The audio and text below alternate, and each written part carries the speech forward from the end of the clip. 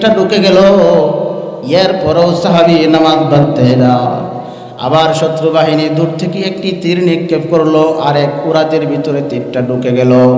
যখন শরীর থেকে রক্ত গড়ায়া গড়ায়া পড়তেছে, সাহাবী আবার চিন্তা করতেছে, এইভাবে যদি আমার জীবনটা শেষ হয়ে যায়, তাহলে তো আল্লাহর রাসূল যে আমাকে একটি দায়িত্ব দিয়েছেন সেটা তো আমার থেকে ছুটে গেল।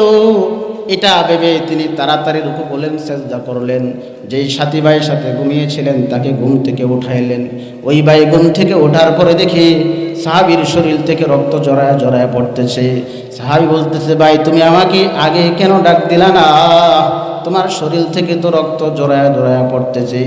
সাহাবী বলতেছেন যে, ভাই নামাজের ভিতরে আমার কোরআন তেলাওয়াত এত মজা লাগতেছিল, এত মজা লাগতেছিল, যদি আমার জীবনটা না চলে যাইতো, ফজর পর্যন্ত নামাজেই আমি দাঁড়ায়া থাকতাম। সুবহানাল্লাহ।